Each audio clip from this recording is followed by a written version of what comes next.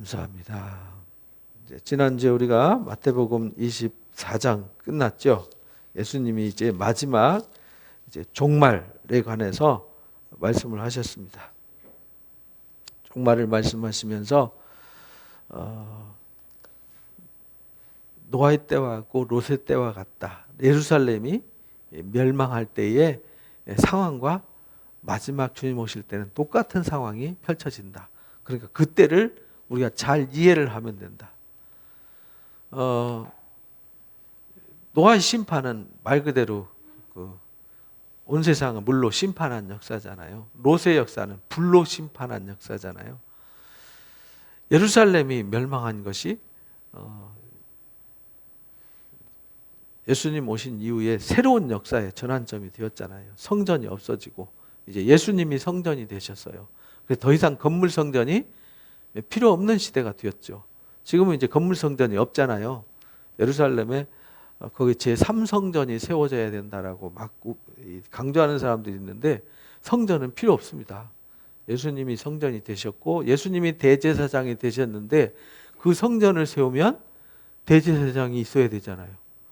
그러면은 예수님이 대제사장인데 누가 또 대제사장이 된단 말입니까? 그거는 어불성설이죠. 성경적으로도 말이 안 되는 얘기예요. 근데 그걸 가르치는 사람들이 있어요. 그게 요즘 말 많은 비암흑의 조직입니다. 그러고 큰일 나는 거예요. 성경에 없는 얘기예요. 성경에서는 없어졌어요. 그래서 더 이상 예수님이 하늘 성소에 들어가셔서 영원한 대제사장이 되셨어요. 이 히브리서 5장부터 7장까지 나오는 얘기잖아요. 그래서 8장, 9장, 10장에 하늘 성소 이야기가 기록되었는데 그거는 이 땅에 있던 것들은 하늘에 있는 것의 그림자에 불과하다.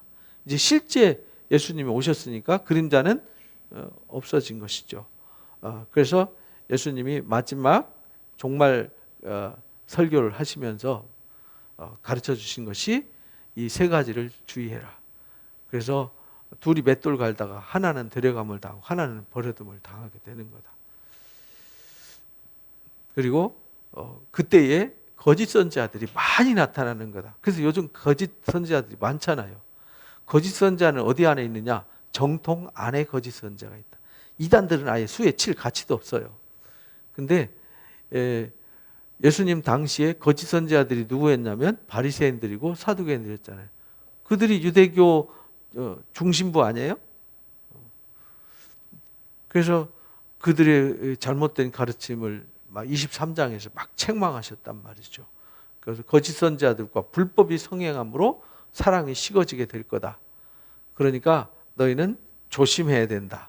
깨어 있어야 된다. 예루살렘이 이렇게 멸망하듯이 그때도 그럴 거다라는 걸 가르쳐 주신 거예요.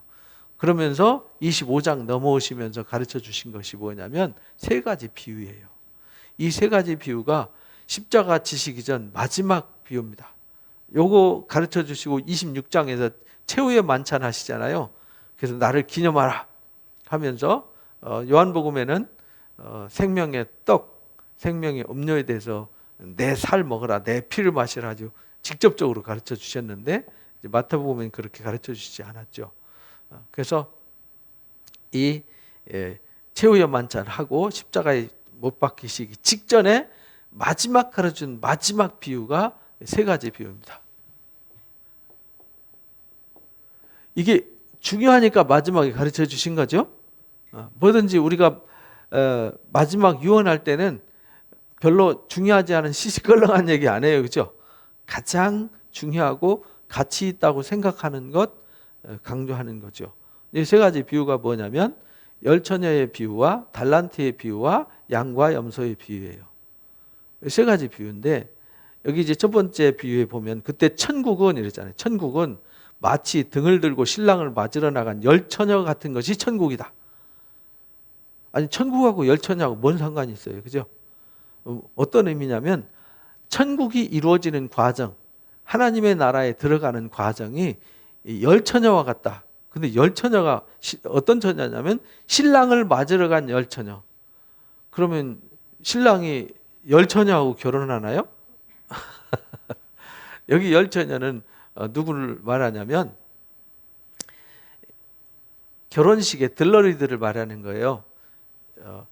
우리나라 결혼식하고 달라요. 유대인들은 결혼식 할 때 남자가 장인한테 찾아가요.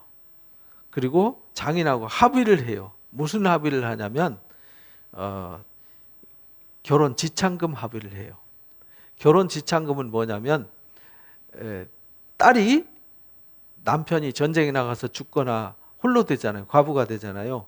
그러면은 생계 문제가 되잖아요. 그 생계를 위해서 얼마를 공탁 거는 거죠. 그리고 데려가는 거예요. 그 만약에 홀로 되면 먹고 살 수 있도록 해주는 거죠. 그게 공탁금이에요.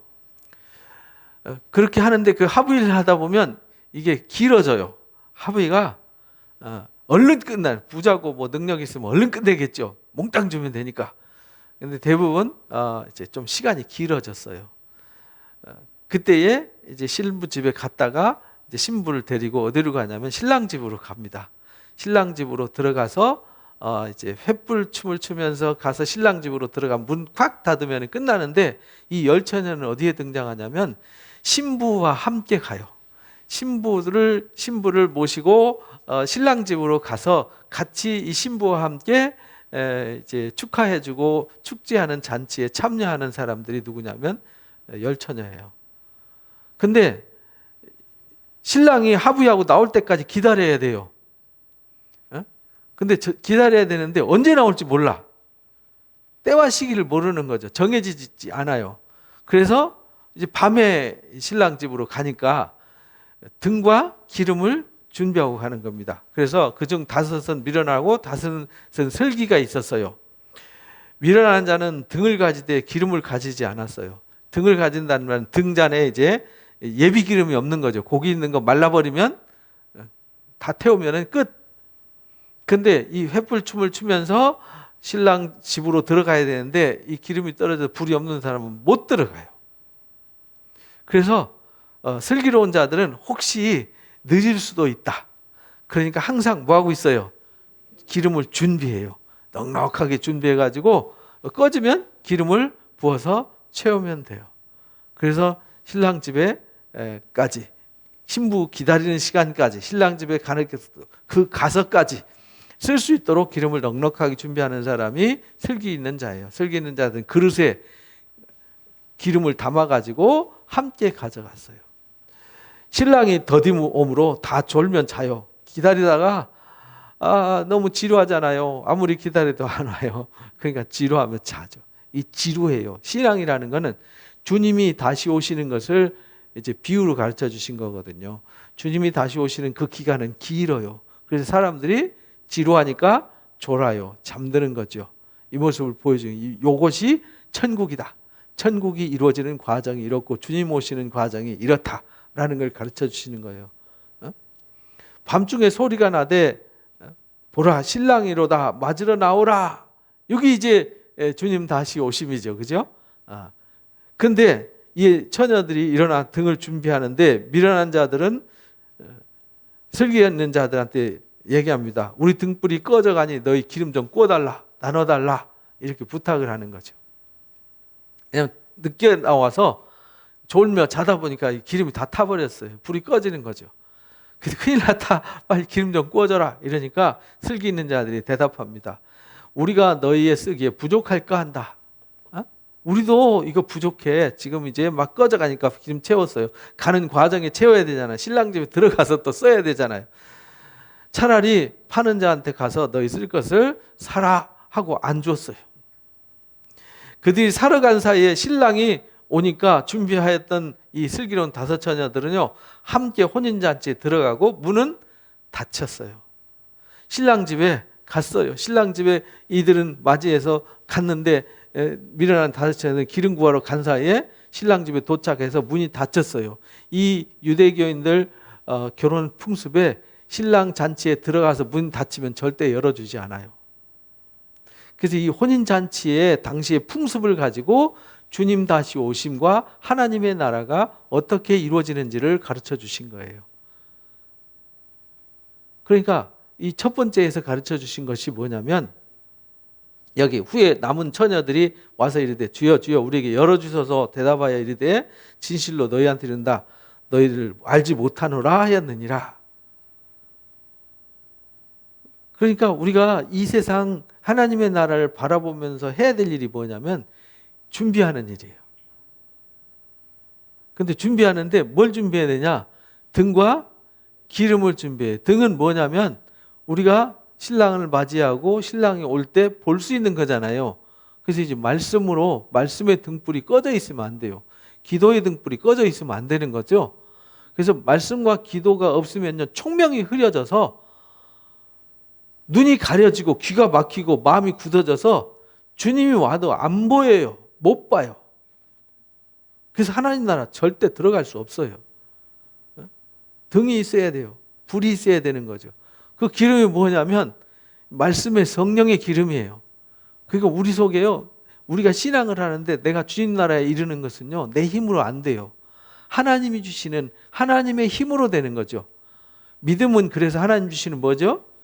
선물이에요. 하나님께서 우리에게 성령을 부어주셔서 믿을 수 없는 것을 믿게 하시고 알 수 없는 것을 알게 하시고 예수님이 말씀하신 것을 생각나게 하고 깨닫게 하는 거죠. 그래서 우리가 말씀과 기도와 성령으로 늘 충만해 있어야 돼요. 준비한다는 말은 충만하게 준비해야 돼요. 이게 바닥이 나면요, 육신에게 사로잡혀요. 육신의 종이 되는 거죠. 그래서 육신의 종이 된다는 말은 죄의 종이 되는 거죠. 죄의 종은 하나님 나라에 이를 수 없어요. 왜? 죄의 발목 잡혀서 가고 싶어도 갈 수 없는 상태가 되는 거거든요. 그래서 우리가 말씀과 성령이 충만해서 옛사람은 죽고 그리스도 안에 새로운 피조물이 되면 우리 육신에게 속해 있지 않고 성령으로 육신을 다스리는 자가 되는 거죠.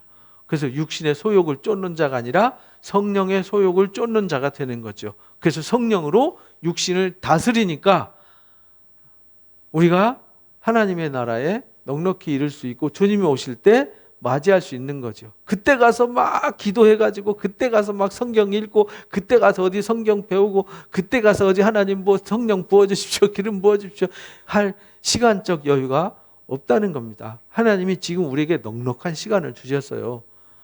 그럼 넉넉한 시간 주셨을 때 우리가 미리미리 뭐 해야 돼요? 준비해야 되는 거죠. 그저 오늘 또 놀고 내일 또 놀고 뭐 올해도 놀고 내년에도 놀다가 주님 오실 때 되면 그때 가서 준비하면 되지. 안 된다는 거예요. 신앙은 준비 과정이 필요한 거죠. 우리가 응하고 태어났다고 해서 다 사람이지만 사람은 아니에요. 응하고 태어났지만 이 아기가 뭐 해야 되죠? 처음에는 젖 먹고 우유 먹고 자라야 되잖아요. 이유식 먹으면서 자라야 되는 거죠. 누군가 키워줘야 되고 도와주는 사람이 있어야 되는 거죠. 먹고 자라야 되는 거지. 자라서 어른이 될 때 분별력이 생기고 스스로 설 수 있는 거죠. 응하고 태어난 애를 네 혼자 살아 이러고 놔두면요 죽습니다. 그래서 우리가 신앙이라는 것은 응하고 하나님의 자녀로 구별되어지고 세워졌으면 이제는 장성하게 자라야 돼요. 그래서 영적인 전쟁에서 싸워서 이겨야 되고 사탄과의 싸움에서 이겨야 되고요. 어떤 유혹에도 넘어가지 말아야 되고 어떤 늪과 올무와 함정에도 빠지지 말아야 되고 어떤 고난의 풀무에도 들어가면 안 돼요.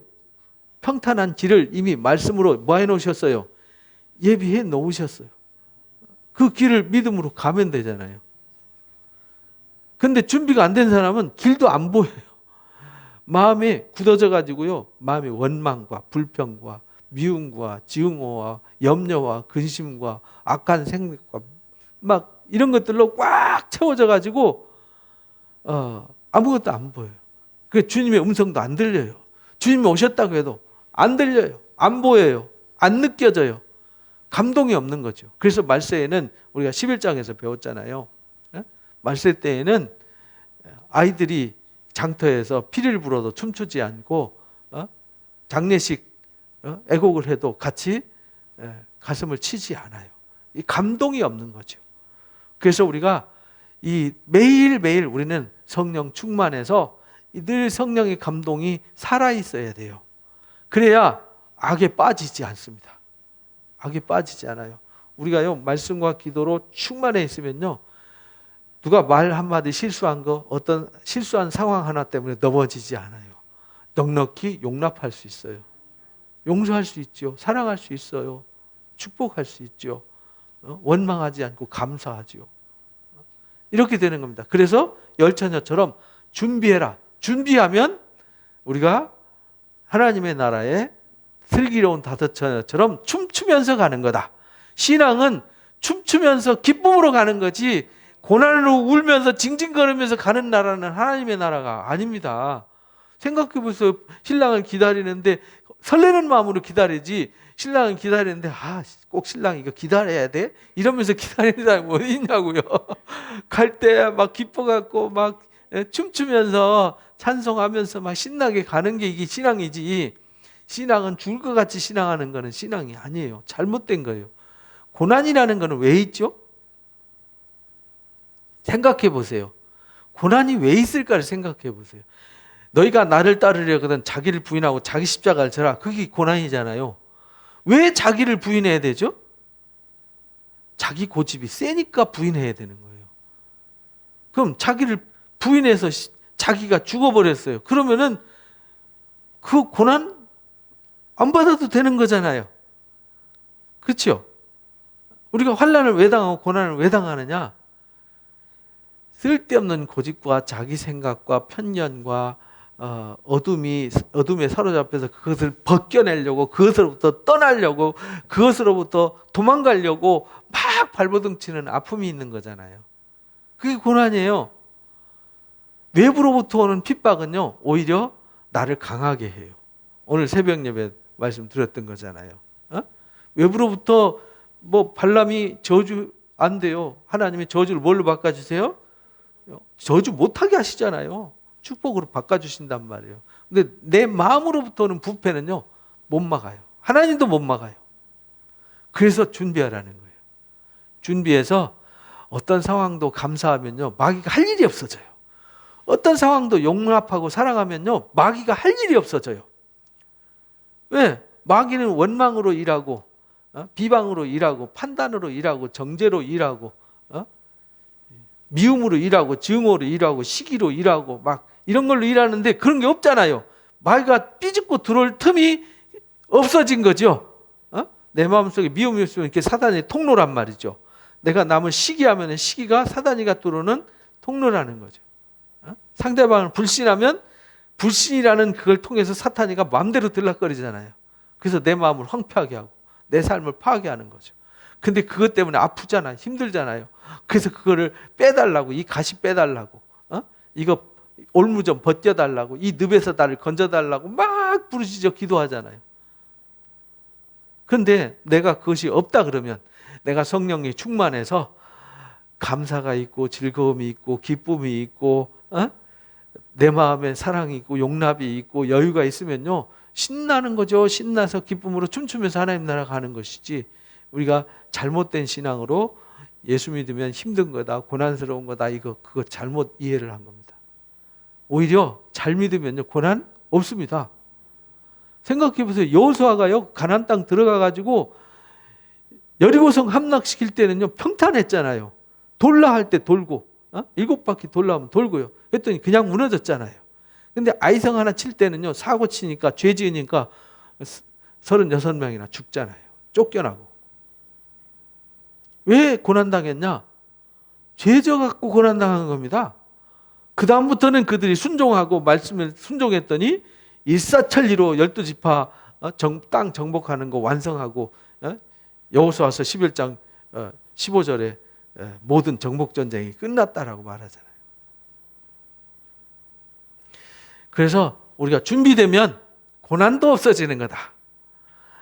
우리가 준비되면 하나님 나라도 넉넉히 이르게 되는 것이다. 베드로 후서 1장에 그러잖아요. 우리가 신의 성품에 참여해야 된다. 신의 성품에 참여해야 된다는 말은 믿음이 장성해야 된다. 믿음의 덕을, 덕의 지식을, 지식의 절제를, 절제의 인내를, 인내의 경건을, 경건의 형제우애를, 형제우애에 사랑을 더하면 이라고 전제를 달았어요. 그게 뭐냐면 믿으면 단지 성숙해지는 과정이잖아요. 이렇게 성숙해지면 신적 성품에, 예수님의 인격과 성품의 수준까지 이끌려 올라가면 하나님 나라에 넉넉히 들어갈 수 있다. 이게 준비된 자다. 이게 첫 번째 비유입니다. 그런즉 결론은 이렇게 말해요. 그런즉 뭐 하라고요? 깨어 있어라. 그날과 그때를 알지 못하기 때문에 깨어 있다는 말은 깨어 있어서 가만히 눈만 뜨고 있으라는 얘기가 아니고요. 깨어서 준비하고 있어라. 등과 기름이 준비되어 있으면 보라 신랑들로다 할 때 얼른 나가서 맞이할 수 있다. 그러니까 주님 오실 때 춤추면서 주님 나라 가게 한다.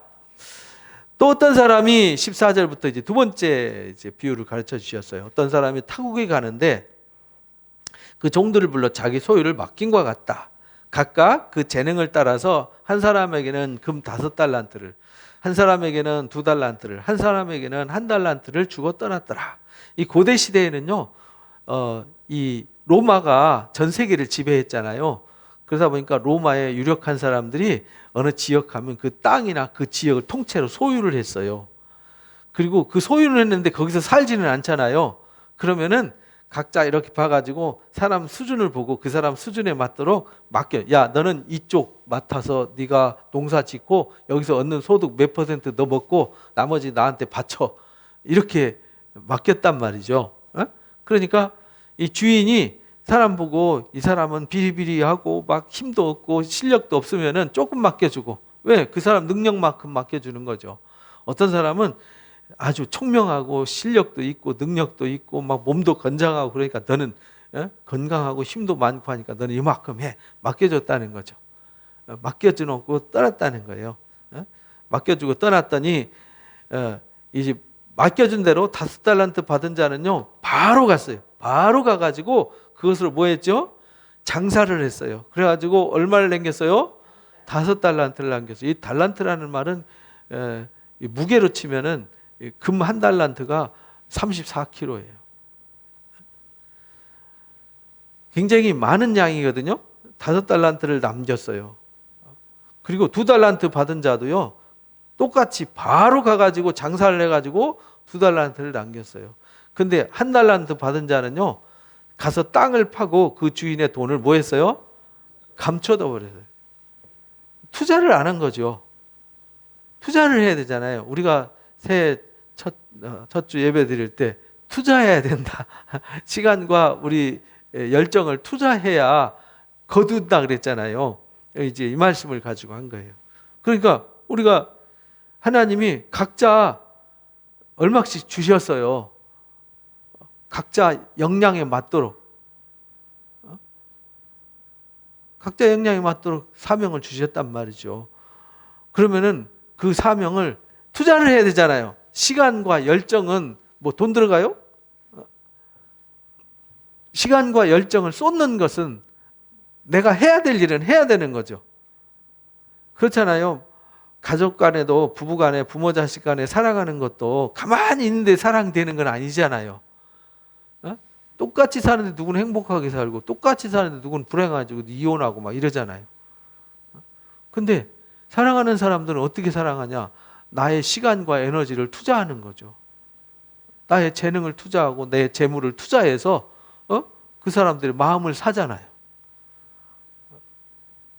근데 이 문제 있는 집은 시간도 투자 안 해요. 에너지도 투자 안 해요. 물질도 투자하지 않아요. 사랑도 투자하지 않아요. 아무것도 안 해요. 그리고 맨 원망만 해요. 탄만 해요. 그런 사람은 지옥 가기에 합당한, 여기는 천국 가기에 합당한 사람이 되는 거예요. 그래서 1달란트 받은요 갖다 파묻었어요.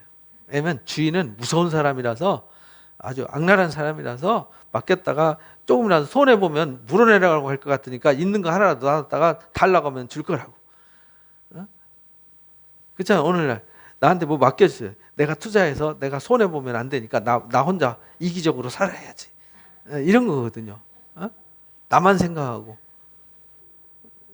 그러니까 오랜 후에 이제 종들이 주인이 돌아왔어요. 그리고 결산하는 거죠. 야, 각자 맡긴 거 와서 결산하자. 5달란트 받은 자가 기뻐서 와요. 얘기해요. 5달란트 가지고 와서 주인이요, 내가 5달란트 주셨는데 보십시오. 5달란트 남겼습니다. 라고 보고를 해요. 그러니까 주인이 뭐라고 그러냐면, 잘했다. 착하고 어떤 종아? 충성된 종아. 내가 적은 일에 충성하였으면, 적은 일에 충성했다 그래요. 적은 일에 충성하였으면 내가 많은 것을 내게 맡기겠다. 왜? 이 사람한테 맡겨보니까 맡기면 맡길수록 손해가 아니라 이익이잖아요. 어? 맡겼는데 이익을 많이 남겼으니까 더 맡겨주면 더 잘할 거잖아요. 그래서 내가 많은 것을 너한테 맡길 텐데 내 주인의 즐거움에 참여해라. 주인의 잔치에 참여하라는 거죠. 부지런히 해서 많이 남겼으니까 앞으로 더 많이 맡겨주고 더 많이 축복해 줄 테니까 너 즐거움에 참여해. 2달란트 받은 자도 똑같이 2달란트 남겼습니다. 그러니까 주인이 똑같이 말해요. 착하고 충성된 종아 잘했다. 내가 적은 일에 충성했으면 많은 것을 맡기겠다. 내 주인의 즐거움에 참여해라. 5달란트 받은 자하고 칭찬이 똑같아요. 받을 상이 똑같아요. 우리가 하나님 나라 갈 때 부자라고 뭐 능력 있고 뭐 열매 많이 맺고 뭐 엄청난 일을 했다고 공로를 쌓았다고 하나님 나라 갈 때 아주 높은 자리 주고 좋은 자리 주고 하는 거 아니라는 겁니다. 똑같이 하나님의 나라에 들어가는 거예요. 하나님의 나라는요, 가서 거기서 계급 없어요. 그럼 거기가 무슨 하나님의 나라예요? 거기 가서 면류관이 다르다고 옛날에 그 이상한 사람들이 가르쳤어요. 하나님 나라는 면류관이 하나면 돼요. 승리의 면류관. 그죠? 주님이 이기셨듯이 우리가 이긴 자들에게 주는 승리의 면류관 하나밖에 없어요. 거기에 요거만한 면류관, 이만한 면류관, 뭐 꿈에 환상 봤더니 천국 갔다 왔더니 천국에 가니까 내 면류관은 요것만 하고, 뭐 누구 면류관은 이따만 하더라고요. 이따만 하면 면류관 쓰기나 할 수 있어요. 그 무거운 거 왜 쓰고 다녀? 그러니까 다 가짜입니다. 그거는 그 사람한테 열심히 하라고 격려하기 위해서 환상 보여주시고 꿈을 주신 것이지 그 사실이 아닌데 그것이 마치 사실인 양 하나님 나라면 그럴 거라고. 아니, 하나님 나라는 들어가면 모두 다 똑같아요. 평등한 거죠. 그러니까 하나님의 나라지. 그렇잖아요. 이 땅에서 하나님의 나라를 누리는 사람들한테 더 주기도 하고 덜 주기도 하는 거죠. 그래서 우리가 19장에서 배웠어요. 그죠? 19장에서 이미 배웠어요. 주님 나라에서 부모나 자식이나 전통을 다 버린 자들은 금생과 내생에 여러 배를 받는다. 이 땅에 살면서 여러 배를 받는 거죠. 하나님 나라 가서 여러 배? 하나님 나라 가서 그거 받아서 뭐 하게요? 하나님 나라 또 돈놀이 하시게? 부동산 투자하시고 주식 투자하시려고? 거기 가서 뭐 돈 자랑하려고? 거긴요 그런 게 필요 없는 곳이에요.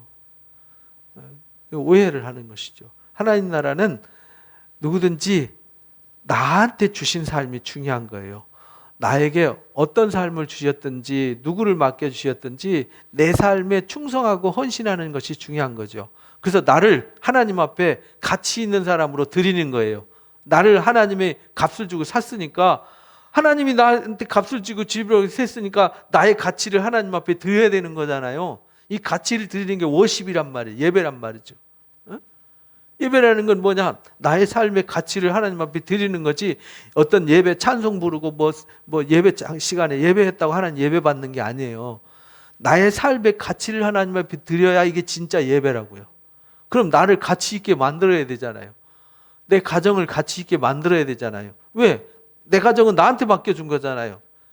옆집 아저씨한테 맡겨준 거 아니잖아요. 옆집 아줌마한테 맡겨주면 큰일이잖아요. 동네 사람들한테 맡겨준 것도 아니라고요. 나한테 맡겨주셨어요. 내가 하는 일, 직업, 내 직업, 내 가정, 나 자신, 이건요 나에게 맡겨준 거예요. 다른 사람한테 맡겨준 게 아니에요. 다른 사람이 해줄 수 있는 게 아니라고요. 이 달란트의 사명이 그거란 말이죠. 각자 나한테 주셨어요. 또 나를 이 교회에 보내주셨어요. 그러면 나의 가정, 나의 일, 나의 교회, 이건 나한테 맡겨주신 거예요. 그 안에서 내가 할 일이 뭐냐 이 말이죠. 각자 누구는 이만큼, 누구는 이만큼 맡겨주셨어요. 그래서 그거를 정말 마음을 다해서, 뜻을 다해서, 성품을 다해서 주 너의 하나님을 사랑하라 하셨는데 어떻게 하는 게 주 하나님을 사랑하는 거냐? 하나님의 말씀을 듣고 나의 삶을 그렇게 가치 있게 만드는 게 하나님을 사랑하는 거예요.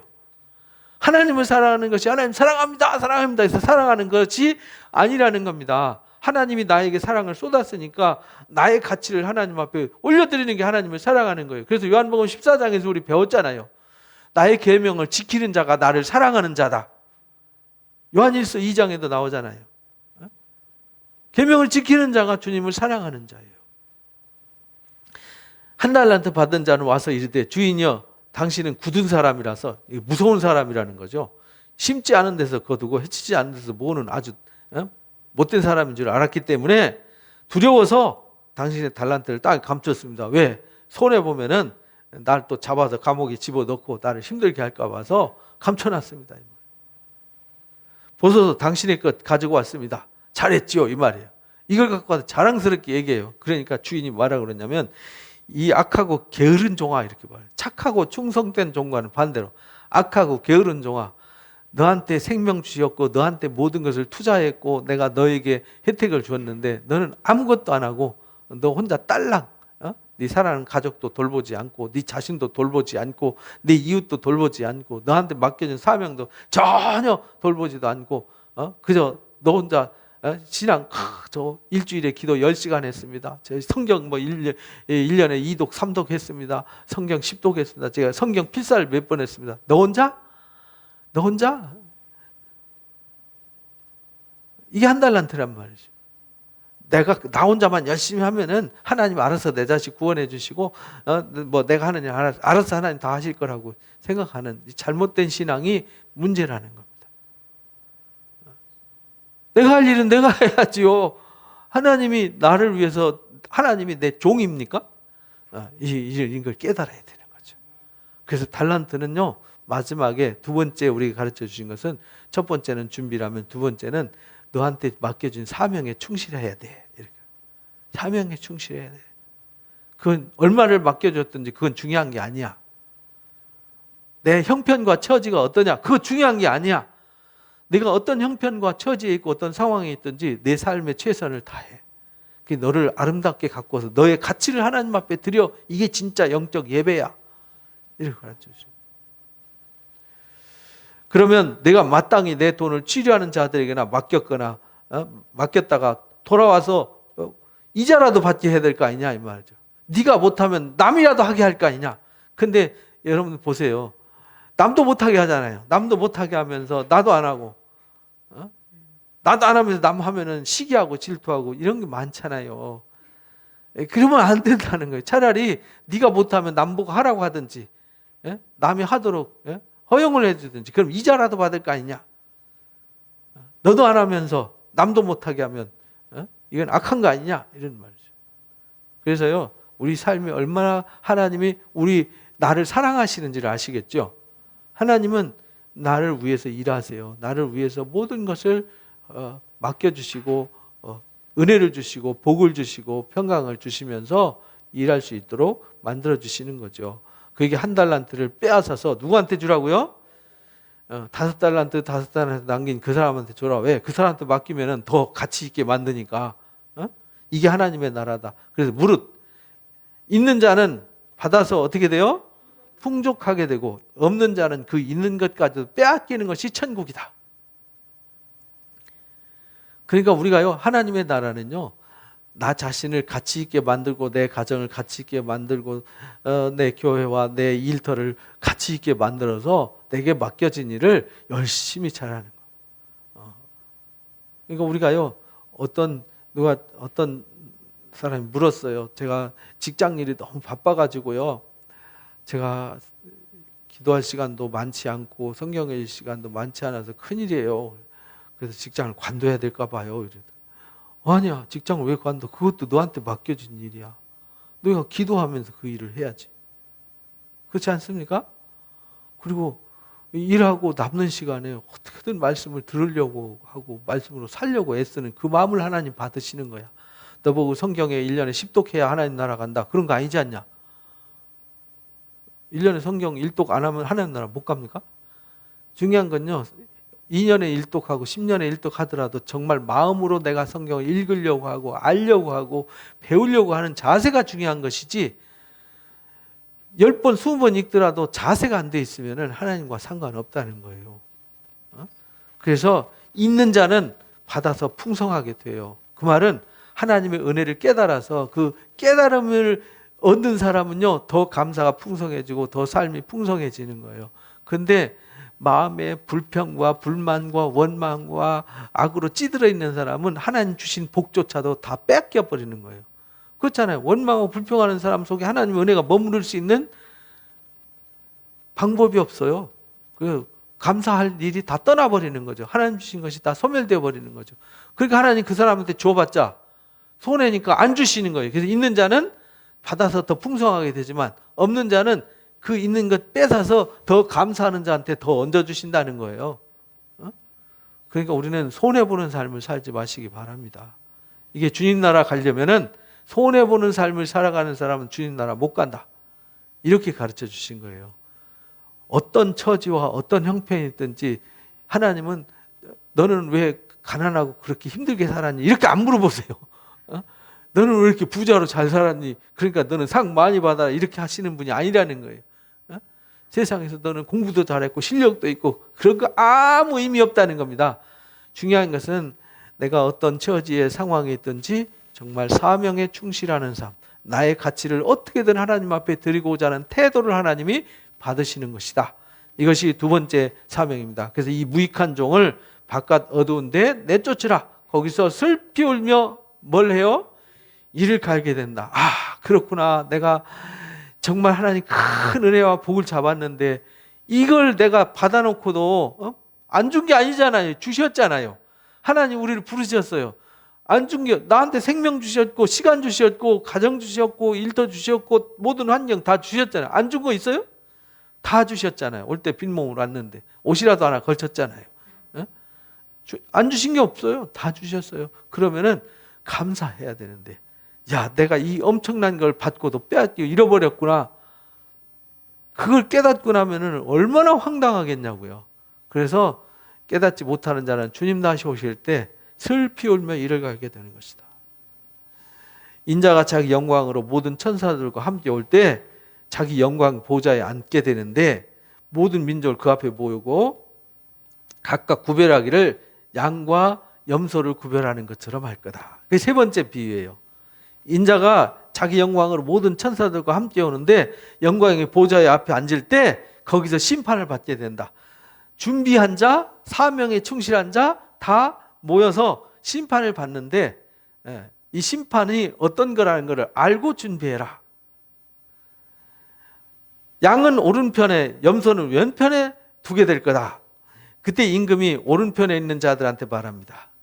양이 아니죠. 하나님의 백성들을 오른편에 있는 백성들한테 말합니다. 내 아버지께 복받을 자들이요. 그러니까 하나님께 복받을 자들은 따로 있는 거예요. 나와 창세로부터 너에게 예비된 나라를 뭐 하라고요? 상속받아라. 어떤 자들이 상속받느냐? 내가 줄일 때에 너희가 뭘 줬어요? 먹을 걸 줬고 목마를 때 뭐 했어요? 마실 거 줬고 나그네 되었을 때 영접하였고 헐벗었을 때 옷을 입혀줬고 병들었을 때 돌아봤고 옥에 갇혔을 때 와서 보았느니라. 이에 의인들이 대답합니다. 오른편에 있는 사람들이 주여 우리가 어느 때 주께서 줄이시고 목마르고 배고플 때 언제 있었습니까? 우리는 주님한테 아무것도 마시게 한 적도 없고 줄였을 때 음식 대접한 것도 없고 아무것도 안 했는데 무슨 말씀하십니까? 저는 한 일이 없습니다. 이게 의인들이라는 거예요. 의인들은요 뭐하고도 너무 죄송한 거예요. 왜? 내가 받은 복과 은혜에 비하면 내가 하는 일은 아무것도 아니야. 너무 감사한 거죠. 그러니까 일을 할 때에도 감사함으로 할 수밖에 없죠. 왜? 받은 사랑 받은 은혜 복이 너무 크니까 내가 이 정도 하는 거 뭐 그냥 이거는 너무 죄송해. 내 이거 하는 거 너무 죄송해. 이런 마음 가져가고 주님 앞에 칭찬받으니까 아이고 주님 저는 아무것도 한 게 없습니다. 너는 정말 잘했어. 칭찬받아 마땅해. 너는 우편에 앉아서 이 창세로부터 준비된 영광의 나라를 넌 상속받아야 돼. 당연한 거야. 할 때 아이고 저 같은 것이 뭘 했다고. 그러니까 아니야. 너 나 배고플 때 먹을 거 줬어. 목마를 때 마실 거 줬고 헐벗을 때 입을 거 줬고 아플 때 병문안 왔고 감옥에 갔을 때 내가 와서 문안 왔었어. 아니요. 저 주님 앞 아무것도 한 적 없습니다. 그런 적이 없었습니다. 하니까 어느 때에 나그네 되신 것 영접하였으면 헐벗으신 것 보고 옷 입혔습니까? 어느 때에 병든 거 옥에 갇힌 것을 가서 뵀습니까? 이렇게 말한다는 거예요. 의인들은. 근데 임금이 대답합니다. 내가 진실로 너희한테 이른다. 너희가 여기 있는 내 형제 중에 지극히 어떤 자요? 작은 자 하나한테 한 것이 곧 누구한테 한 거예요? 나한테 한 거야. 그러니까 주의 일이라는 건요, 주님 나라를 준비하는 것, 달란트의 사명을 감당하는 것은 대단한 일이 아니에요. 내 옆에 있는 지극히 적은 소자한테 물 한 그릇 떠주고 먹을 것 챙겨주고 사랑으로 섬겨준 작은 수고가 곧 주님을 사랑한 거라는 거예요. 그래서 요한복음에는 그 계명을 지킨 것이, 이웃을 사랑하고 이웃을 섬긴 것이 그게 곧 나한테 한 거야. 그 계명, 너희는 서로 사랑하라 한 계명을 지키는 자가 나를 사랑하는 자야. 이렇게 가르쳐 주신 거예요. 너무나도 명확하지 않습니까? 그러면서 왼편에 있는 자들한테 말합니다. 이 저주받을 자식들아, 나를 떠나라. 마귀와 그 사자들과 사자들을 위해서 예비된 불못에 너희는 들어가야 된다. 영원한 불못에 들어가! 이렇게 말해요. 화가 나신 거죠. 내가 줄일 때 너희는 먹을 것도 안 줬고 목마를 때 마실 것도 안 줬어. 나그네 됐을 때 영접도 안 했고 헐벗을 때 옷 입혀주지 않았고 병들었을 때 옥에 갇혔을 때 돌아보지도 않았어. 이 못된 놈들아. 막. 그들이 그러니까 말해요. 할 말이 많죠. 주여, 언제 주님이 줄이신 적이 있습니까? 주님이 목마른 적 언제 있었습니까? 언제 저한테 주님 오셔서 야, 나 목말라 물 달라고 하셨습니까? 나 추운데 옷 한 벌 줄래? 하신 적이 있습니까? 언제 주님이 옥에 갇혔고 그래서 우리가 공양 안 한 적이 있습니까? 그러니까 임금이 말합니다. 야, 이놈들아, 내가 말한다. 이 지극히 작은 자들에게 하지 않은 것이 곧 누구한테 하는 거예요? 나한테 하는 거야. 네 옆에 있는 네 가족들, 네 형제들, 네 옆에 있는 사람한테 안 한 게 곧 나한테 안 한 거야. 이걸 깨닫지 못한 거죠. 우리가 진리를 깨닫는 건요, 아주 진리는 멀리 있는 게 아니에요. 하나님은 우리를 막 어디 저기 뭐 아프리카 가서 뭐 중동에 가가지고 아니면 동남아 가서 어디 무인도에 가가지고 가서 고난 당하면서 복음 전하라고 하신 적 없어요. 하나님은 특별한 사람들을 이렇게 파송하는 거고요. 우리는 내 있는 자리에서 나에게 맡겨진 사명을 잘 감당하는 것이 우리에게 맡겨진 사명이라는 거예요. 내 자식한테 하지만 그 누구한테 한 거예요? 주님께 한 거예요. 내 남편에게 한 거지만 누구한테 한 거예요? 주님한테 한 거예요. 교우들 옆에 있는 형제한테 자매한테 잠깐 도와준 거 누구한테 한 거예요? 주님께 한 겁니다. 직장에서 어려운 사람들 있을 때 옆에서 챙겨준 거 누구한테 한 거예요? 주님께 한 겁니다. 이게 복음의 비밀이에요. 그래서 예수님이 마지막에 그거 부탁하신 거예요. 그래서 복음이 그렇게 익어가고 하나님의 나라가 그렇게 자라가는 거죠. 그렇게 완성되어 가는데, 진리라는 건요, 대단한 무슨 지식에 있고 무슨 신비한 지식에 있는 게 아니에요. 그 영적 신비를 내 삶 속에서 느끼고 경험하는 게 이 진짜 진리란 말이죠. 진짜 진리라는 말은 내 생활 속에서 내 옆에 있는 사람을 주님 보듯이 볼 수 있는 영적인 눈이 있어야 되는 거죠. 내 옆에 있는 사람 섬기는 것이 주님 섬길 수 있는 사람이 진짜 진리의 깊은 영성 속에 들어가 있는 사람이라는 거예요. 근데 보통 사람들 눈에는 안 보여요. 그렇게 하고 싶어도 안 돼요. 하려고 해도 안 돼요. 느껴지지도 않아요. 그런 거 해야 된다는 생각도 안 들어요. 교회 100년 다녀도 몰라요. 그러나 진리의 성령이 우리를 예수님이 말씀하신 것을 알게 하고 생각나게 하고 깨달으면, 아하, 우리가 이렇게 깨어서 준비해야 되는구나. 아하, 나한테 맡겨진 이 달란트가 작든 크든 정말 소중하고 가치 있는 거구나. 나한테 맡겨진 것보다 소중한 것은 없는 거구나. 제가 늘 그러잖아요. 내 주머니에 있는 100원이 남의 주머니에 있는 10,000원짜리보다 귀하다고. 그렇지 않습니까? 남의 주머니에 돈 뭐 100만 원, 1000만 원 있으면 무슨 의미가 있냐고. 나하고 아무 상관없는 거잖아요. 내 주머니 100원 들어서 공중전 하나도 걸지.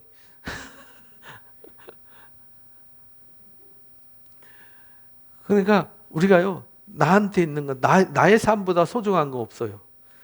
우리는 세상을 비교하면서 불행할 필요가 없어요. 남들은 저렇게 잘 사는데, 남들은 저렇게 좋은데, 그거 부러워할 거 없습니다. 내 밥상에 따뜻한 밥 한 그릇이 최고의 행복이죠. 감사죠. 내가 누울 수 있는 따뜻한 아랫목이 세상에서 천국이죠.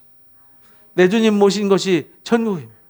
그걸 감사할 줄 알고 그 옆에 있는 사람들한테 그걸 감사를 나눠줄 줄 알고 그들을 정말 주님 섬기듯이 섬기는 것. 그렇게 해서 주님 나라가 완성되어 간다는 거예요. 하나님 나라는 저 멀리 있는 것이 아니고 어딘가를 뭔가 가야 되는 게 아니에요. 요즘 뭐 이상한 단체들이 그렇게 해가지고 세상을 시끄럽게 하잖아요. 이단들이 시끄럽게 하잖아요. 왜? 진리를 잘 몰라서 그런 거예요. 예수님이 마지막 6월절 만찬 전 십자가 지시기 전에 6월절 만찬 하시고 가서 기도하시고 잡히셔서 십자가 지신 거잖아요. 그 전에 이 가르쳐주는 이 세 가지 예화의 말씀을 가슴속에 꽉 새기시기 바랍니다. 그리고 여러분들 늘 준비된 삶, 달란트의 사명을 다하는 사람, 그래서 지극히 적은 소자한테 주님 섬기듯이 섬기는 삶을 사셔서 그 나라를 넉넉히 상속하시고 칭찬받는 자 되시기를 주님의 이름으로 축복합니다.